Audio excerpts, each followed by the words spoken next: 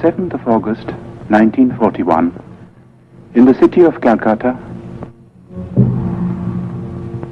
a man died.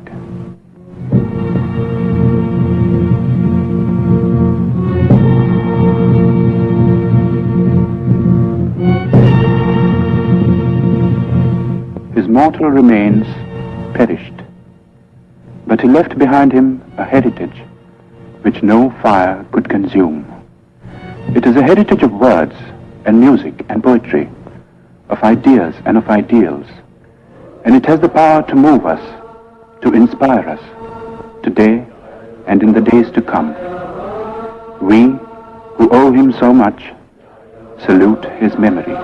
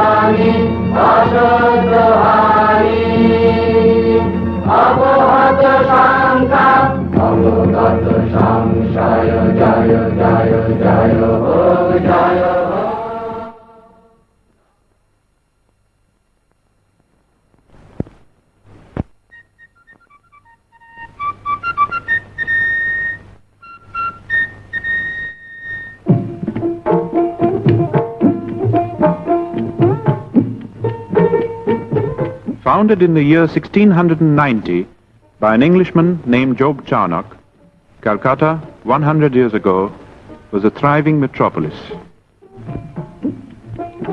Queen Victoria was proclaimed Empress of India in 1877. As the capital of India, Calcutta was the seat of the Queen's government.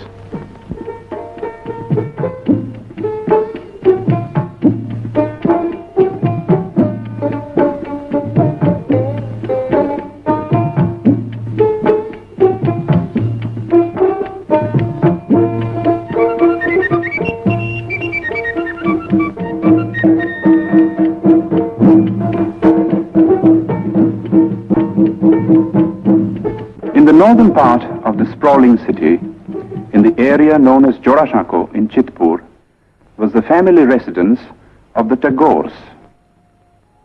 The Tagores had an impressive lineage.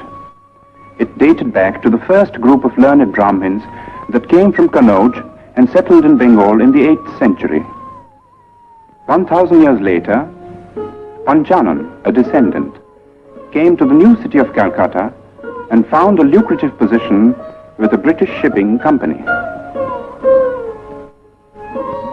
His grandson Nilmoni added to the family fortune and built the house at Jorashako.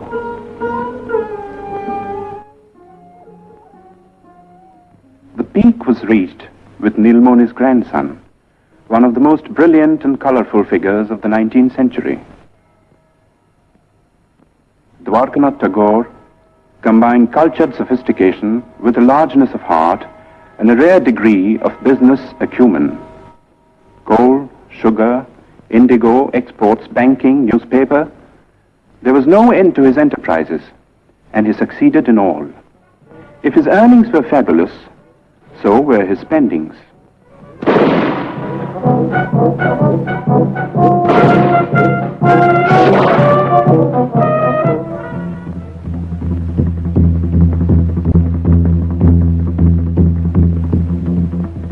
Although a Hindu and a Vaishnava, Dwarkanath defied the ban of Brahmin orthodoxy and twice went to England.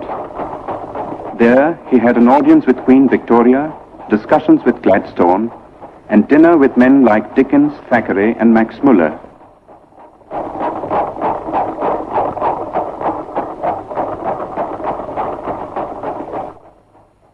Shortly before his death in England, Dwarkanath had written to his eldest son in Calcutta, reproving him for neglecting the family's business affairs. For some years past, young Rabindranath had been developing tendencies which might well have distressed his father. It began in a burning cart. The last rites were being administered to Rabindranath's grandmother. Not far away, on the riverbank, sat Rabindranath. Like many a rich man's son, he had been leading a wayward life. But tonight, he was overcome by a strange feeling.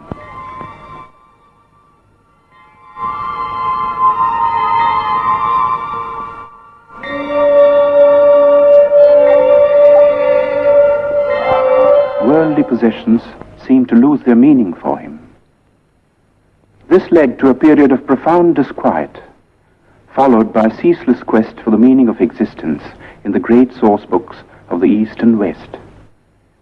He read the materialist philosophers of modern Europe, Locke, Hume, Bentham, and others, whose ideas were so much in vogue among the students of the time. Then he learned Sanskrit and read the Mahabharata. But peace of mind would not come until one day he chanced upon a torn page of a Sanskrit book. There was a sloka in it which said, "God is supreme and all-pervading. Enjoy by renunciation. Covet not another's wealth." This was a page of the Ishopanishad, edited by Raja Ram Mohan Rai. Ram Mohan had been a close friend of Dwarkanath's. As a boy, Rabindranath had a deep and silent admiration for the man. But the greatness of the Raja's vision and the magnitude and nobility of the tasks he had set before himself were beyond the boy's comprehension. Ram Mohan lived in times when India's spiritual heritage was being submerged in ritual and superstition.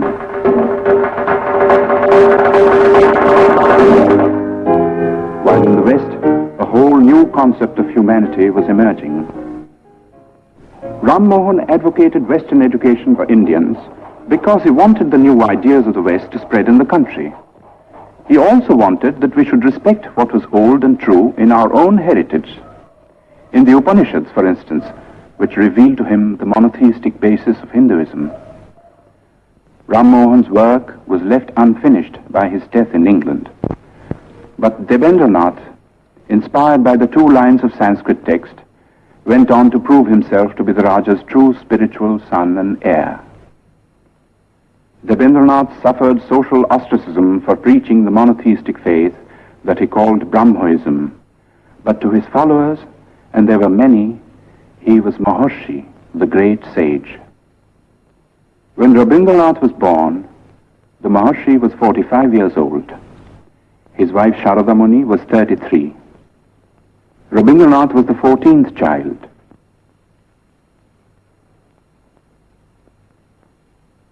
The eldest was Dijendranath, poet, philosopher, mathematician.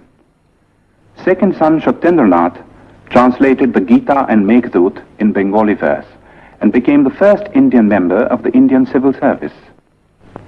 The fifth son Jyotirindranath was a born musician, translated Molière and Sanskrit dramas into Bengali, and wrote and staged some of the most popular Bengali plays of his time. Among the daughters was Sharna Kumari, the first woman novelist and the first woman to edit a journal in India. Indeed, it was a household which hummed with artistic activity.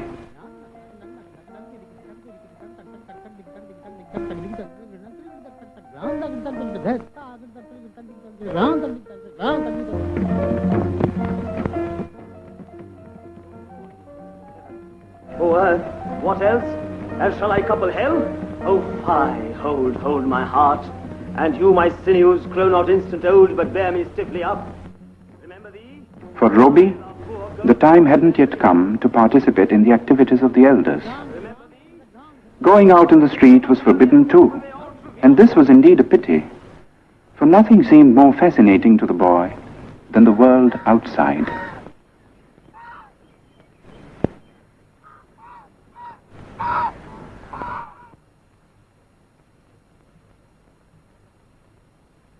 At the age of 7, Roby was sent to school.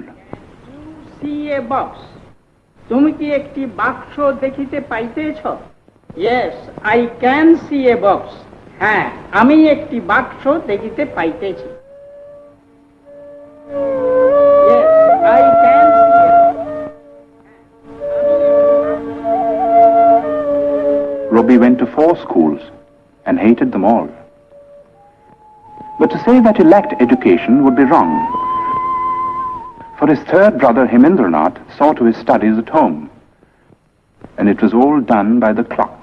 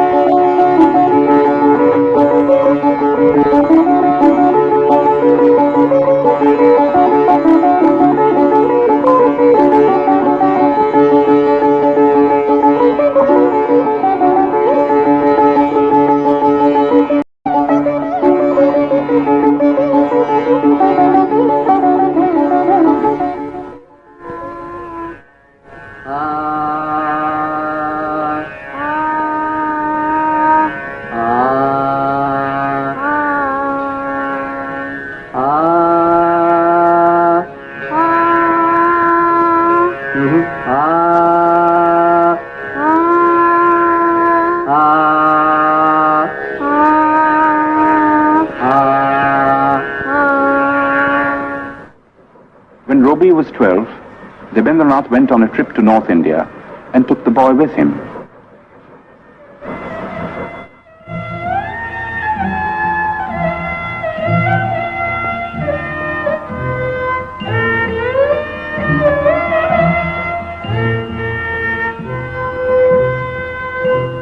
The last stop on a long tour was the rest house on Bakrota, the highest hill in the hill station of Dalhousie in the Punjab.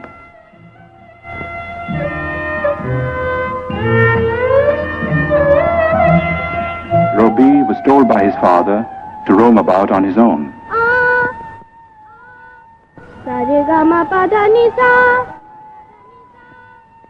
He was also taught to rise before the sun.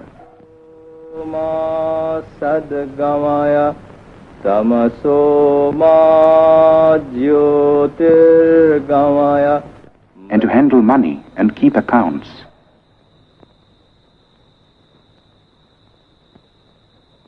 The days often ended with the boy singing devotional songs to his father.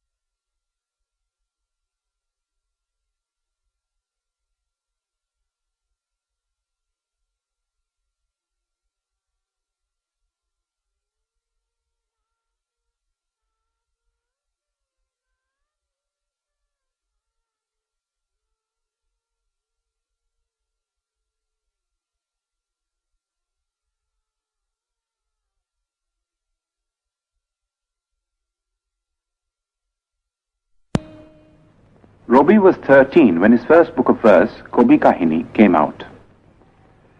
When Robbie was 16, Dijendranath brought out a literary magazine called Bharati, and Robbie found an admirable platform for his literary activities. The essays included pieces on European poets like Dante and Petrarch, whose acquaintance Robbie had made in Ahmedabad, in the library of his elder brother Satyendranath. Satyendranath's wife, Ganadanandini, who was staying in England with her 2 children, was a remarkable woman who had been persuaded by her husband to come out of orthodox seclusion.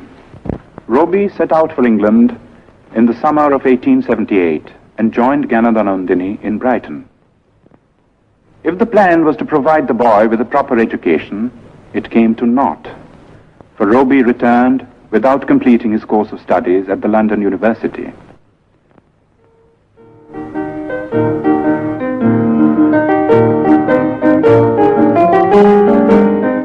While While in England, Rabindranath had become acquainted with Western music. Some of the tunes he had learned found their way into his enchanting opera, Valmiki Pratibha.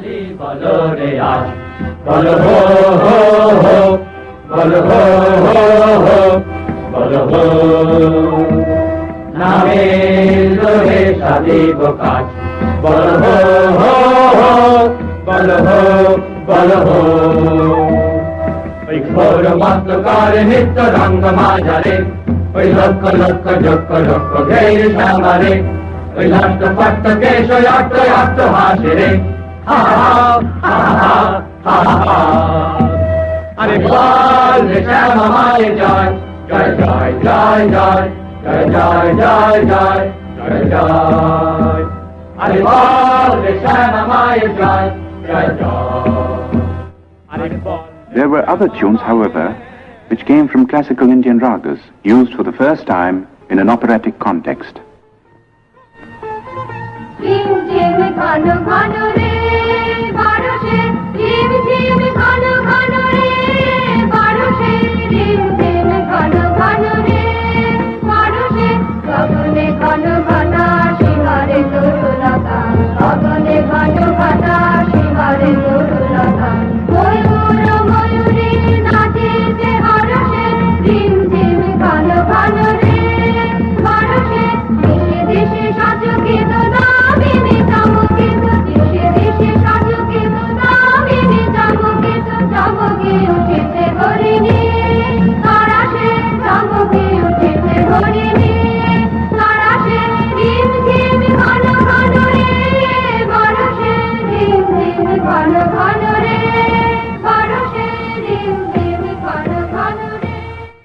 Valmiki Pratibha was staged in the Tagore residence with Rabindranath in the role of the bandit-turned-poet. The rest of the cast, too, was composed of members of the Tagore family, all gifted with varying degrees of talent for acting and music. Among those who saw and praised this performance was the greatest literary figure of the time, Bankim Chandra Chatterjee. A year later, when Rabindranath's Shandha Sangeet was published, Bankim Chandra personally congratulated the poet and acknowledged his preeminence among the rising writers of the day. Of all the members of Robi's family, two were closest to his mind and heart. They were Jyotirindranath and his wife. Kadambari Devi was 2 years older than Robi. She was his best friend and severest critic. Robi lived with these two for a time in a house in Sadar Street in South Calcutta. One morning, a strange experience befell the poet.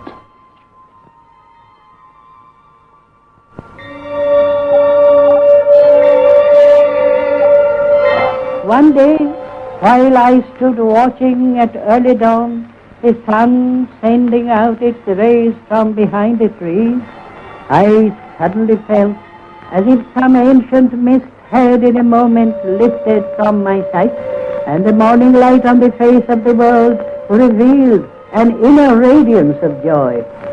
The poem I wrote on the first day of my surprise was named The Awakening of the Waterfalls.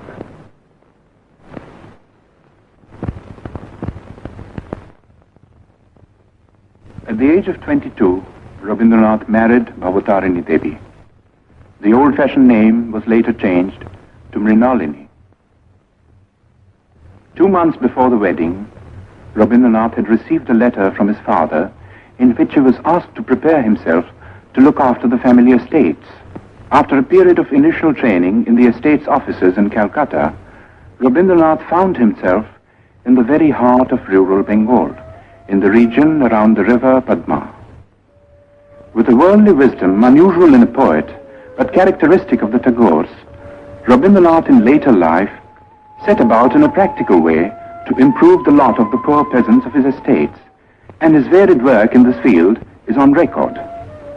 But his own gain from this intimate contact with the fundamental aspects of life and nature, and the influence of this contact on his life and work, are beyond measure. Living mostly in his boat and watching life through the window, a whole new world of sights and sounds and feelings opened up before him.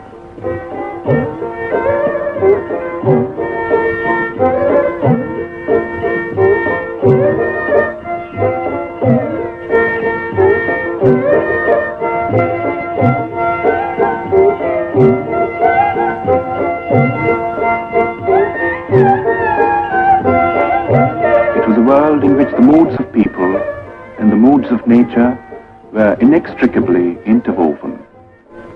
The people found room in a succession of great short stories, and nature in an outpouring of exquisite songs and poems.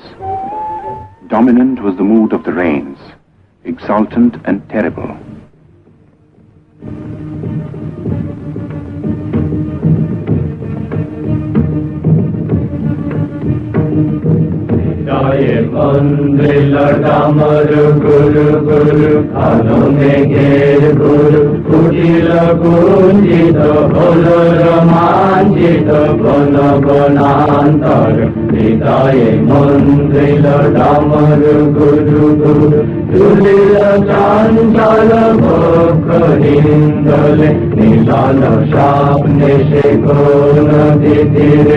Hitaye mandira ramar guru guru Shagana bhashana shadam bharita Vaja khadamita dasta sarvari Shagana bhashana shadam bharita Vaja khadamita dasta sarvari Malaki balari Kabai balava bhalana Kanana shankita chile shankita Hitaye mandila lamadu guru guru Alame gere guru kutila kunchita Dola romanchita.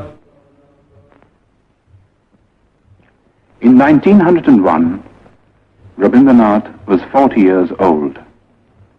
His already enormous output of poems and plays had been gathered in one big volume. It comprised 21 books and included Shonarturi, his first masterpiece. The same year, 1901, marked an event of a somewhat different nature. In Bolpur, in the district of Birbhum in West Bengal, Rabindranath had acquired some property in 1862, 1 year after Rabindranath was born.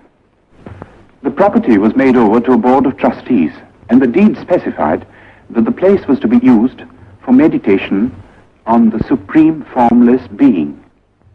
According to the Maharshi's wishes, a seat of prayer and a temple of worship had been built, and close to the temple, a residential house which was called Shantiniketan, the abode of peace.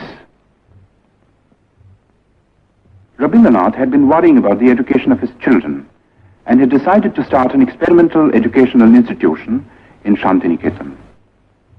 It was to be a school, but not like the schools that had been the nightmare of his own childhood.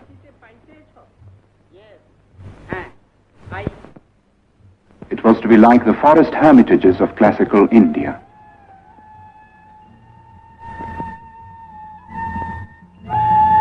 But to bring it into being was not an easy task. For one thing, it cost money. Rabindranath was obliged to sell, among other things, the copyright of his books. His wife added her bit by selling her wedding ornaments. 2 months after the school was opened, she was taken ill. 3 months later, at the age of 29, she died. For Rabindranath, it was the beginning of a series of personal tragedies. 9 months after his wife's death, his second daughter Renuka passed away. The hardest blow of all came 4 years later. Youngest son Shomindro took after his father in many ways. He was only 13 when he fell a victim to cholera. It was in the midst of these bereavements that Rabindranath participated in one of the greatest political upheavals in the history of India. In December 1903 was published the decision of India's Governor-General Lord Curzon to split up Bengal into 2 provinces. The idea was to create a separate province with a Muslim majority which would induce a rift between the two main religious groups and avert the possible growth of a united front against the government. But in proposing the partition, Curzon merely fanned the flame of patriotism that had been smouldering in the minds of certain visionaries all through the period of the Renaissance in Bengal. These men now came to the fore and led the millions to rise in protest.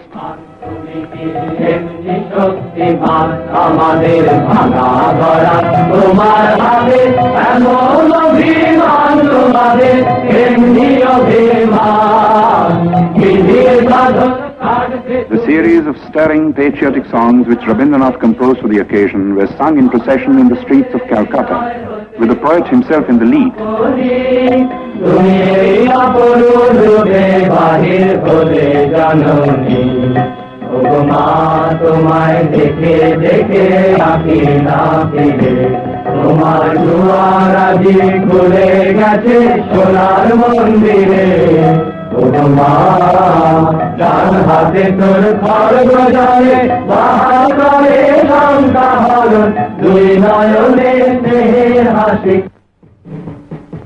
On October 16, 1905, the partition became an accomplished fact. In a form of protest that only a poet could conceive, Rabindranath turned the Black Day into a mass festival of Rakhi Bandhan, the tying of the band of friendship.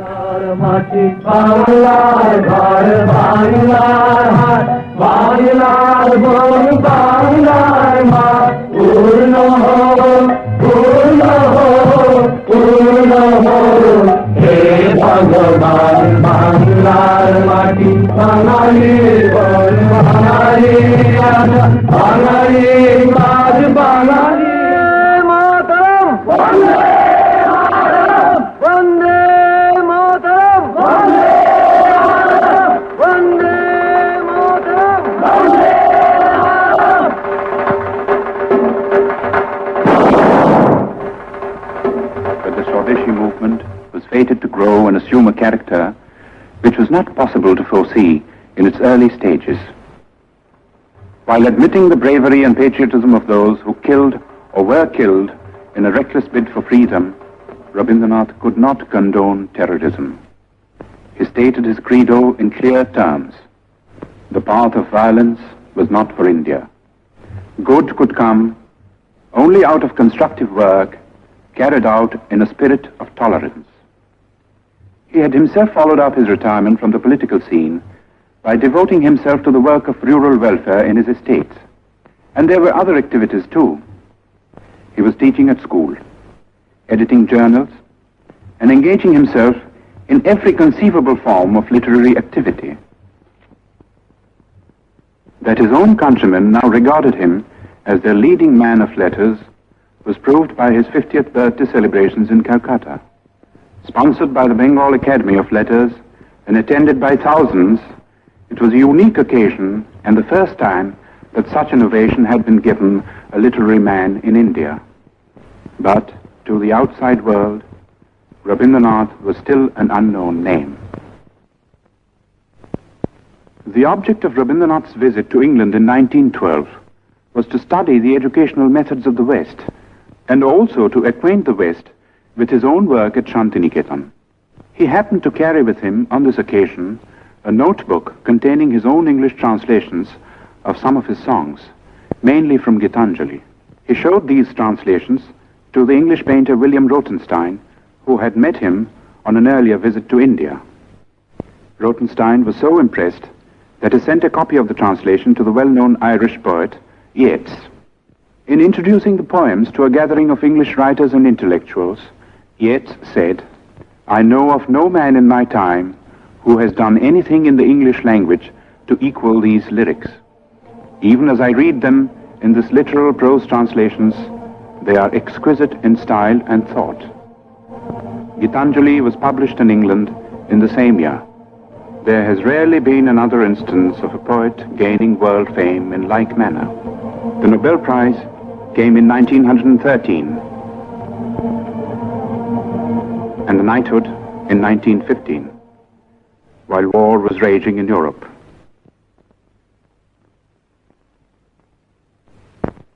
Touring the United States and Japan in 1916, Rabindranath made eloquent appeals for peace. He felt that world peace could only be achieved through intellectual cooperation between nations. He said, "The call has come to every individual in the present age to prepare himself and his surroundings for the dawn of a new era, when man shall discover his soul in the spiritual unity of all human beings." Pursuing this noble idea of international cooperation, Rabindranath gave the school at Shantiniketan a new status and a new name, Yatra Vishwam Bhavati Ekaniram, where the world becomes a single nest. This was the motto of the Vishwa Bharati. It was inaugurated on the 24th of December, philosopher Brajendranath Sheel presiding. Rabindranath made over the entire Nobel Prize money towards the building of this university. While peace had been restored in Europe, in India there was unrest. The Rowlatt Bill, designed to suppress all political movements, dashed India's hopes of gaining the self-government that the British rulers had kept promising through the war years. Dominating the Indian political scene at this time was Mohandas Karamchand Gandhi, who, as a barrister in South Africa, had fought for the rights of the Indians living in that country. As a protest against the Rowlatt Act, Gandhi launched a movement of passive resistance. But the masses misinterpreted the movement, and following a rumor of Gandhi's arrest, violence broke out in many parts of the country. As a result of this, the government started taking repressive measures out of all proportion to the magnitude of the violence.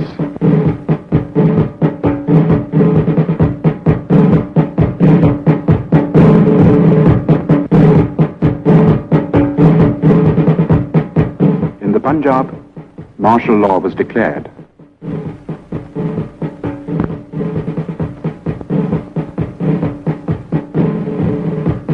In charge of the troops at Amritsar was Brigadier General Dyer. On the first day of the month of Vaishak, a crowd gathered in Jallianwala Bagh, as it had done every other year. It was a peaceful crowd, but Dyer was taking no chances.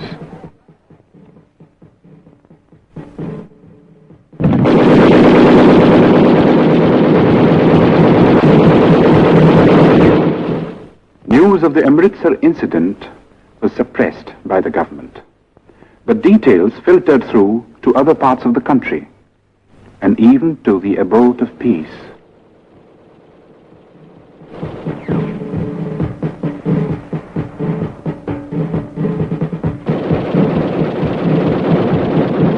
Rabindranath rushed to Calcutta. But the Defence of India Act was still in force, and no leaders would support him in a plea for a meeting of protest.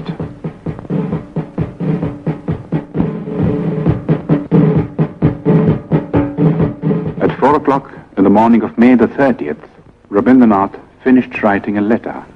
It was addressed to the Viceroy.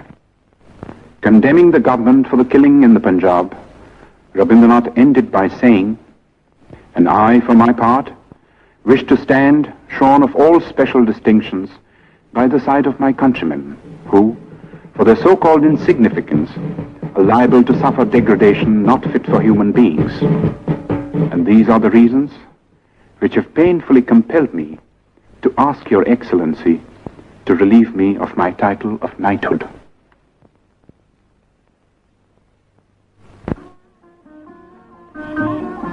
The next 10 years of Rabindranath's life were filled with ceaseless activity.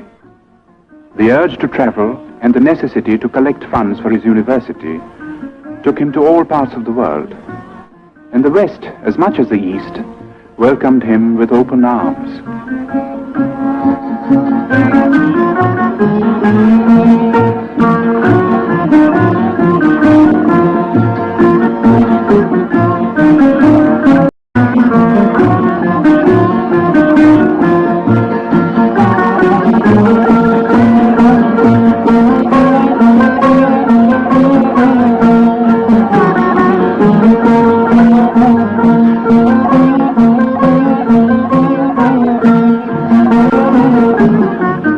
Wherever he went, he spread the message of peace and stressed the importance of intellectual cooperation between nations.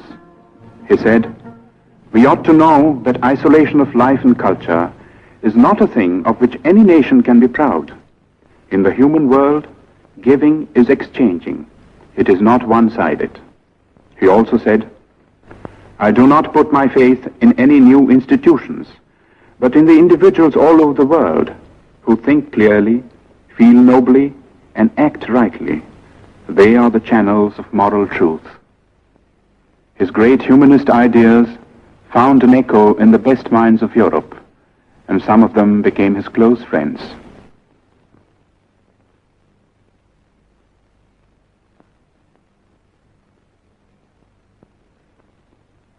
In the meanwhile, the institution at Shantiniketan had come a long way from its modest beginnings.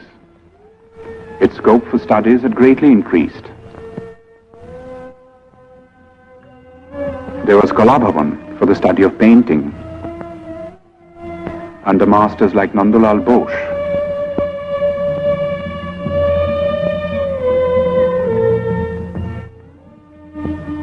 Who was himself a pupil of Rabindranath, the poet's nephew. The Sangeet Bhavan, which neglected no branch of Indian music, had also grown under Dinendranath, another nephew of the poet. Special provisions were made for conducting Oriental studies, and scholars came from all over the world, stayed to lecture, for research, to exchange ideas. Such men were Levy, Winternitz, Lesny, Stenkonov. And there were some Europeans who did even more than that. Charles Freer Andrews, a missionary who was present at Yeats's reading of Gitanjali, and William Winstanley Pearson, who also met the poet in England, came to the ashram in its early days and stayed on until their death, working with a selfless devotion to the poet and his cause that few Indians could equal. Leonard Elmhurst was another Englishman whom Tagore had met in America. He was drawn by the poet's personality, came over to Shantiniketan, and took charge of the School of Rural Handicrafts, another of Rabindranath's experiments at Shurul, 2 miles from Shantiniketan. His last European tour began with a visit to Oxford, where he delivered the series of Hibbert lectures which were later published as The Religion of Man. It was also on this last trip that Rabindranath went to Soviet Russia for the first time.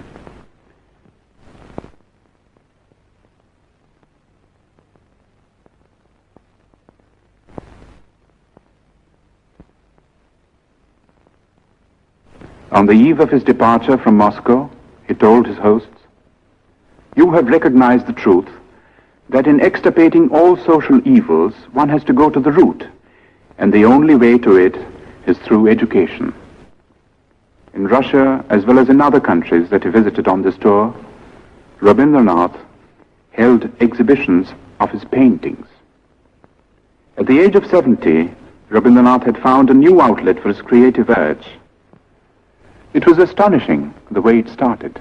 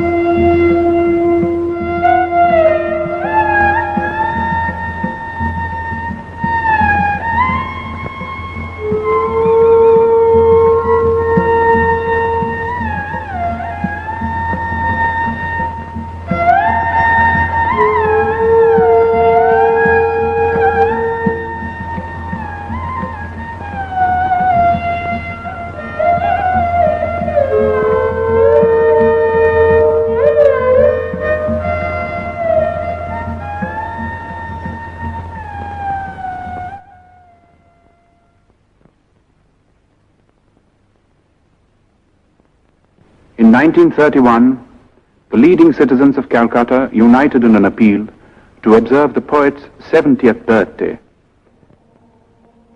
It was celebrated in a manner that was truly worthy of the occasion.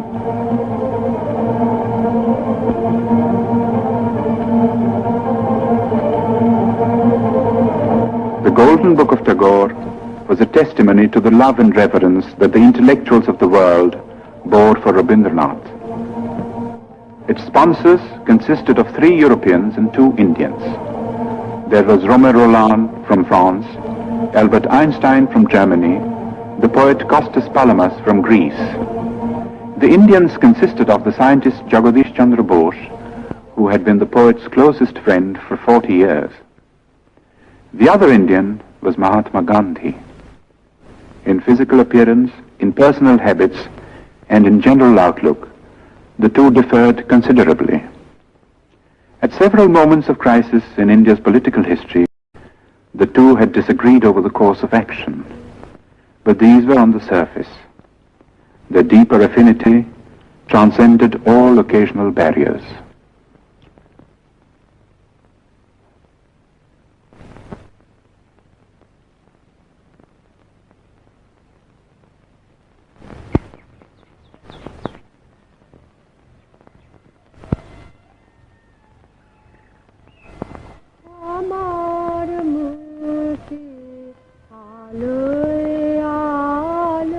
The last years of the poet's life were spent largely in his beloved Shantiniketan.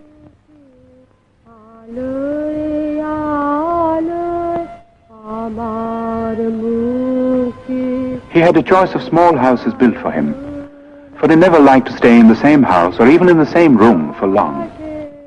It was, in a way, symbolic of the refusal to get into a rut which marked his whole life. In his writings, he was now producing some of his most striking, original, and mature works, and these included textbooks and nonsense rhymes for children, not an unusual occupation for someone who had loved and understood children so well and done so much to mold them for a better future.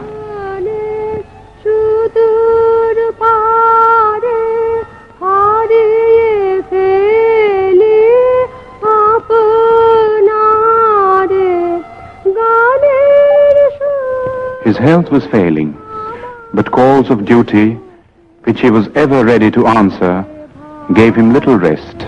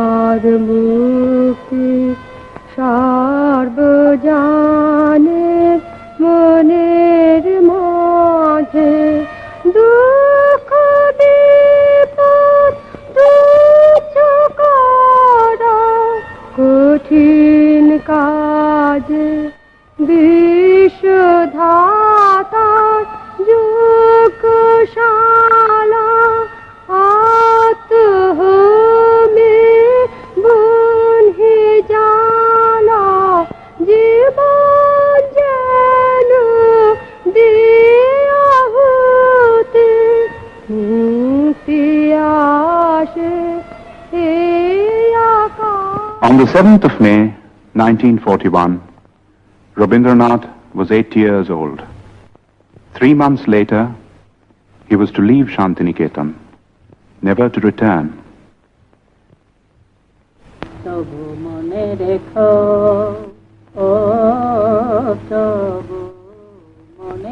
He would be taken to his ancestral house in Calcutta, fatally ill. In this house, once upon a time, a boy roamed the corridors.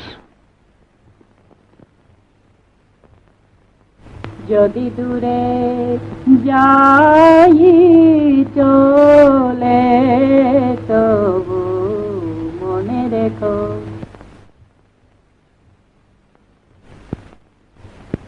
What is the fun of always writing and writing? When I take a father's pen or pencil and write upon his book just as he does, A, B, C, D, E, F, G, H, I, why do you get cross with me then, mother? You never say a word when father writes. When my father wastes such heaps of paper, mother, you don't seem to mind at all. But if I take only one sheet to make a boat with, you say, child, how troublesome you are. What do you think of father spoiling sheets and sheets of paper with black marks all over on both sides?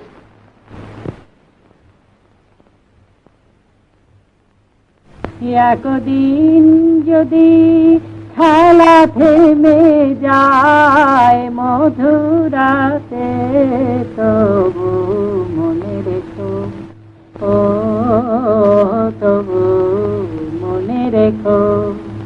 একদিন যদি বাধা পড়ে কাজে শারদ প্রাতে মনে রেখো, যদি পড়িয়া মনে ছলো ছলো জল নাই দেখা দেয় নয়ন কোণে তবু মনে রেখো।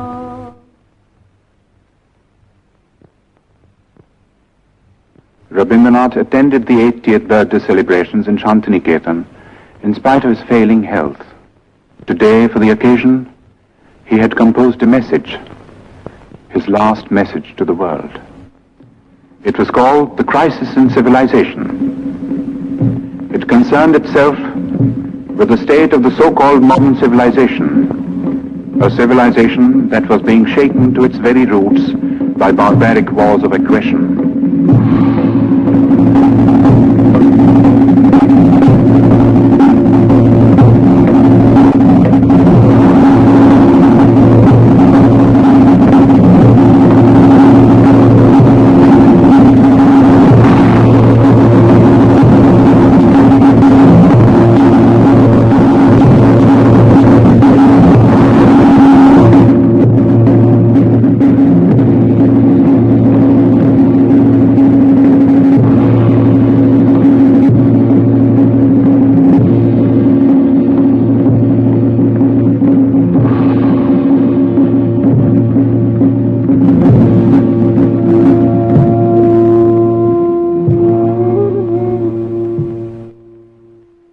In the course of this message, Rabindranath said, I had at one time believed that the springs of civilization would issue out of the heart of Europe. But today, when I am about to leave the world, that faith has deserted me. I look around and see the crumbling ruins of a proud civilization strewn like a vast heap of futility.